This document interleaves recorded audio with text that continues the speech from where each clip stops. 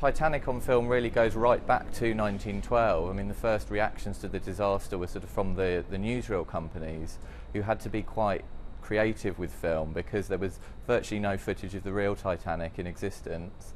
Its sister ship, the Olympic, had sort of stolen the thunder, if you like, there. So they used a lot of footage of the Olympic to kind of recreate a sense of the Titanic's maiden voyage and the aftermath of the disasters. And actually the first dramatisations of the event actually came out in 1912 as well. There was another film featuring an actress who'd survived the sinking, sort of recreating the event, and that one doesn't survive, unfortunately.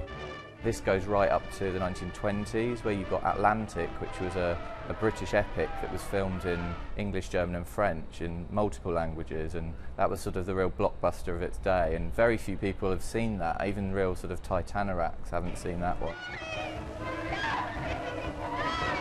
Nazi propaganda minister Joseph Goebbels really championed this big budget German film in the early 40s. He was really keen on using film to sort of promote the Nazi cause.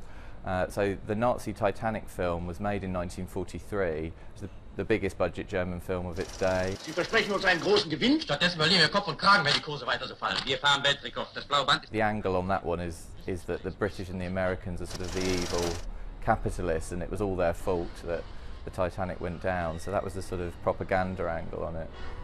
Well, Hollywood didn't get in on the sort of Titanic act till after the war, so in 1953 they released a film called Titanic, starring Barbara Stanwyck, and this really used the disaster as a backdrop to sort of fictional narratives of melodrama and romance, and that tends to be an approach that a lot of filmmakers have taken to Titanic. You're Mrs. Sturgis?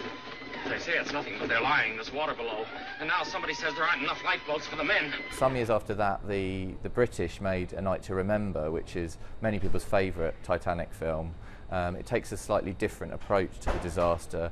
It's sort of shifting the focus from first class and from these slightly more fictionalised accounts to looking at what really happened, or as much as we know about what really happened. So people remember that very fondly as one of the most vivid evocations of the disaster. What did you see? Iceberg, dead ahead, sir!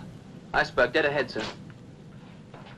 In the 1990s, sort of Titanic on film really reached the heights of filmmaking with James Cameron's epic released in 1997. It was really a labour of love for him.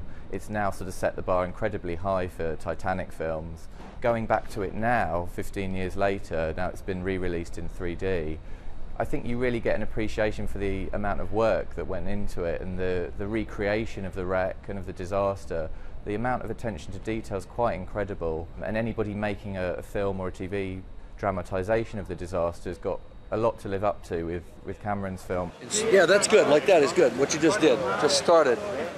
I don't think we've seen the end of Titanic movies, definitely not, because really in the major events of the last century it sort of ranks up there with World War II, with 9/11, as one of those key sort of reference points, not just for filmmakers but for all of us. So Titanic, I think, will always be with us, even after the wreck itself has sort of really disappeared into the seabed.